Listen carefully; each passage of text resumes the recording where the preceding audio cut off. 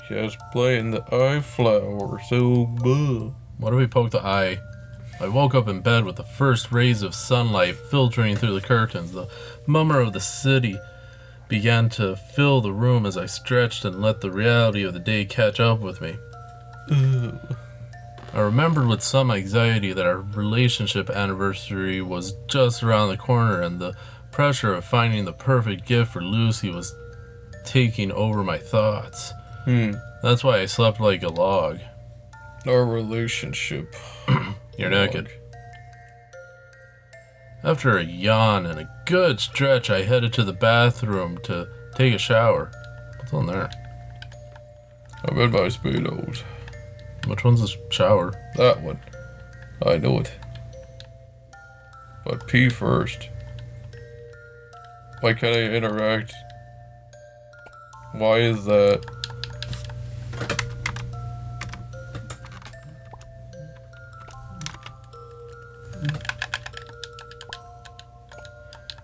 Why can't I freaking... No, you had to go into the... You had to actually turn on the water. It was specific. Well, you're naked. That censor everything.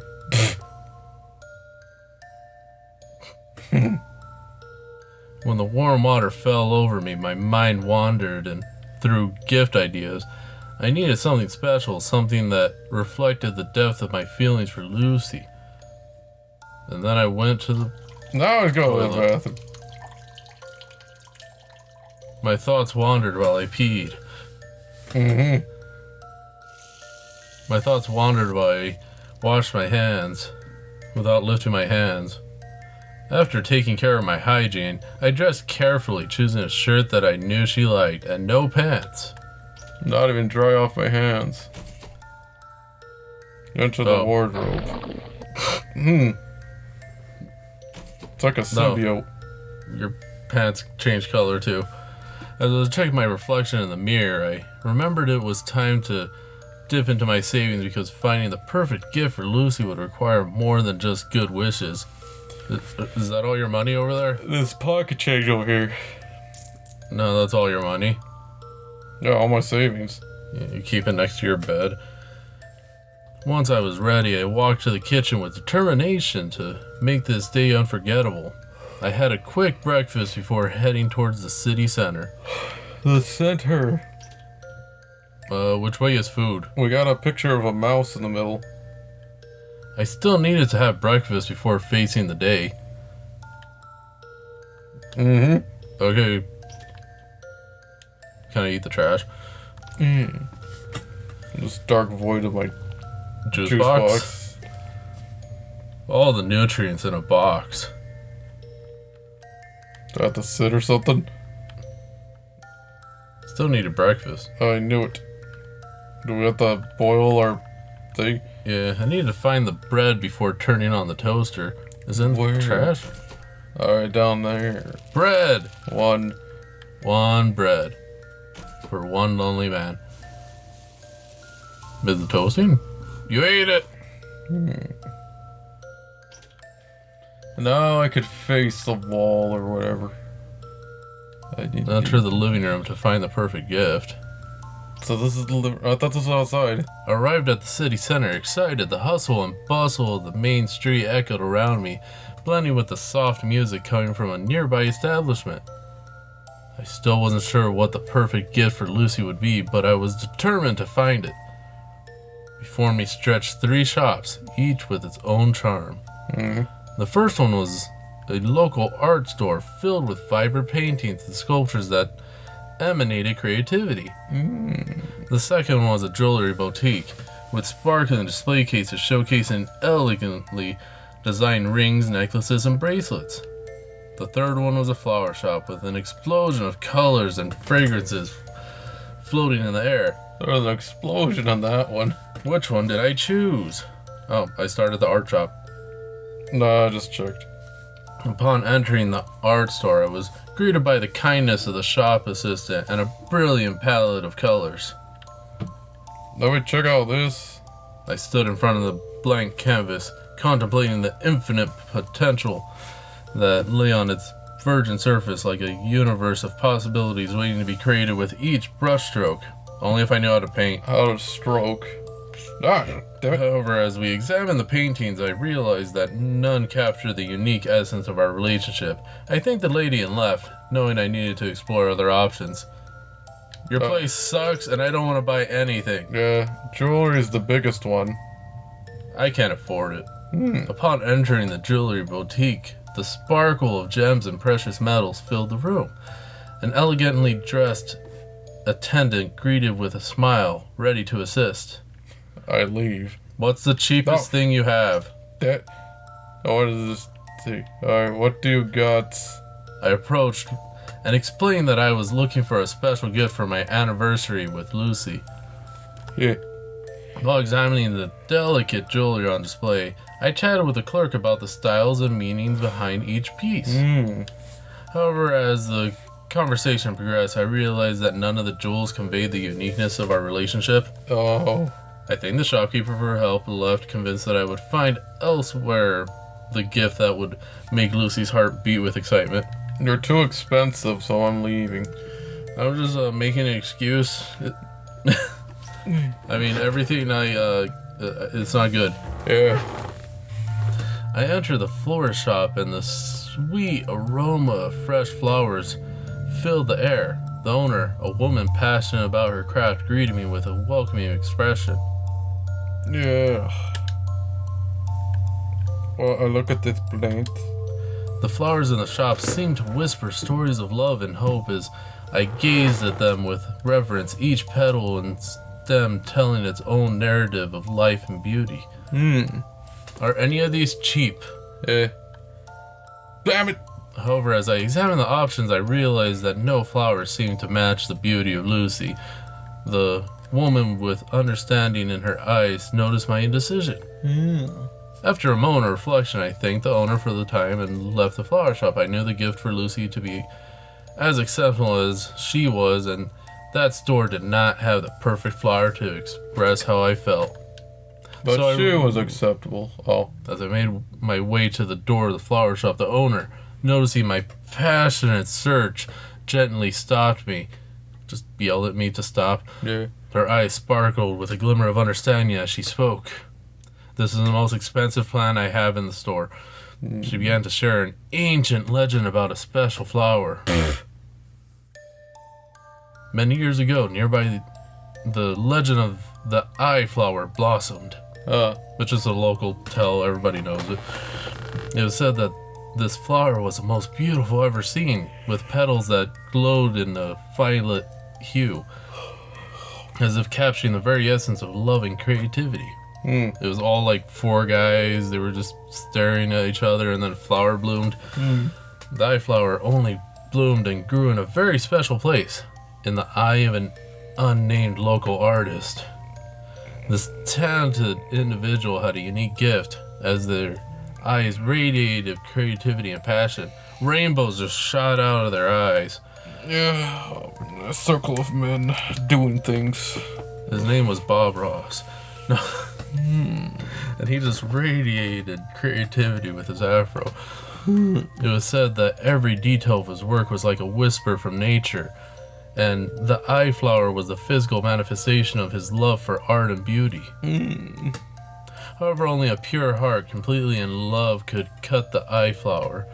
The act of cutting it symbolized the total surrender of the soul and the demonstration of being worthy of the purest love. For generations, the youth of the village dreamed of finding their true love and having the courage to pick the precious flower to present it as a symbol of their eternal love. So it's free.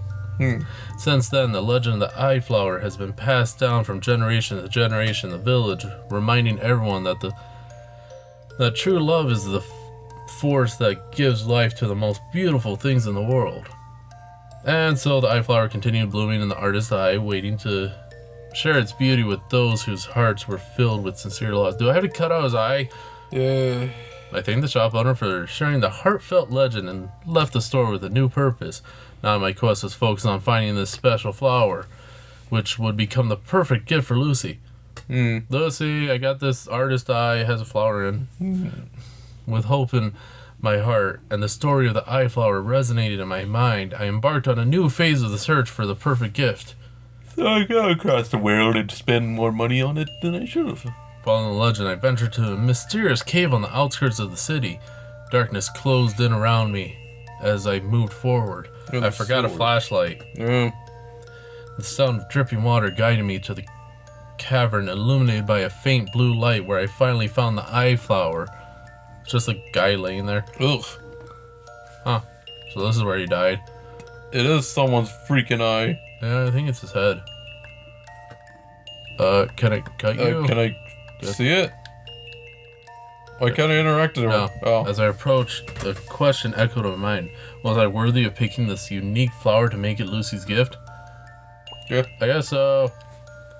Although the duality of plucking it or letting it bloom, there persisted in my mind the image of Lucy's happiness holding that flower eclipsed my doubts. Carefully, I plucked the flower, marveling at its beauty that seemed to come alive in my hands. Chop. I shoved it in my pocket. While holding it and contemplating its radiance, the satisfaction of having found the perfect gift for Lucy flooded my thoughts. However, in that moment of ecstasy, the artist, who had remained motionless until then, awakened from his lethargy. No. Oh. I'm free. You're alive. Do I have to pay?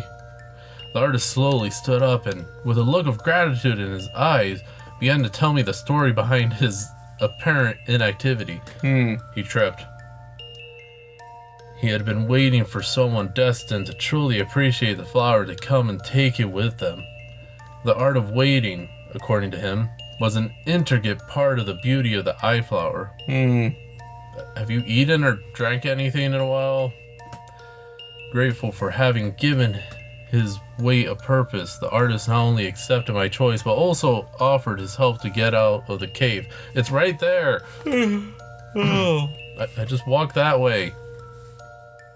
Together we ascended from the depths of the dark cavern to the light of day, carrying with us the flower that now had an even richer and more complex story. I gave up on Lucy and went with him instead. I'm falling asleep here. Come on. Okay, we're a couple now. I decided that the perfect place to present Lucy with her special gift would be at the picnic on top of the hill where we kissed for the first time. Oh.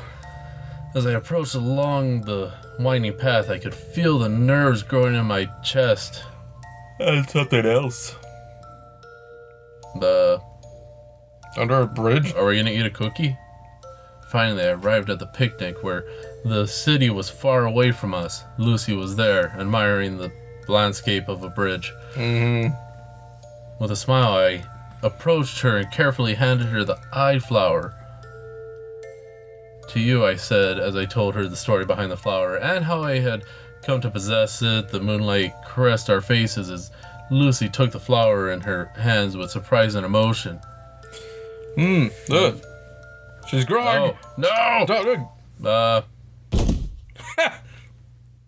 Well, after watching Lucy disappear with the flower in her hands, a wave of overwhelming emotions engulfed me and I collapsed on the ground suddenly. Well, she turned into like a heart. Yeah, she turned into a giant heart. Well, that was a sucky anniversary. While lying on the ground, the feeling of having lost Lucy plunged me into darkness. But it's one to remember. Did I become the flower? For a moment, I believed I was trapped in an intermediate state, as if the intensity of my emotions had transcended the bonds of reality, and I found myself thinking that perhaps I had crossed the border between life and death. No, I'm still laying there. Oh, it was a fake out. Suddenly, like a flash of light, Lucy revived from the heart that had been left on the ground. Her figure materialized before me, radiant and full of life. I was still knocked out. Yeah. See, she was actually trying to escape the relationship. That was her surprise. With sparkling eyes, Lucy leaned in and tenderly woke me up with a gentle kiss. The magic of that moment unfolded like a dream I had just woken from, and the feeling of loss faded into the air. Anybody else see that? Yeah. Under the soft light of dusk, Lucy and I stood there at the picnic spot where it all began. The bond between us had grown stronger after the strange experience we had just lived through. Well, she turned into a flower, you passed out. Yeah, Which it has one's worse? nothing to do with the eye. It just this is something separate that she was up to. What if she was getting turned into that anyways? Yeah. We immersed ourselves in a shared silence where words were not necessary. The duality between darkness and light, loss and reunion, faded in the beauty of what we had. Are we gonna eat that cookie or... Look at Darth Vader, dark and light. Lucy broke the silence with a bright smile, and we shared a hug that sealed the magic of that moment. The gift, the eye flower, became the symbol of our story, not only for its beauty, but also for the duality of life and love that we have explored. We put it as our official seal, and now we stamp it on everything. In the warm embrace of the night, we understand that some experiences cannot be explained, only lived and cherished in the deepest corner of our hearts. Hey, look, present. Oh, it got creepy again. Now we live on the flower. The eye flower was a person once. No, it just watches us. Well, it'd be like the one we played like a long time ago. The Romancing Flesh, I think. Yeah. That one was different. Yeah. It didn't have a giant eye watching them. It could have. Oh, good text. Bye.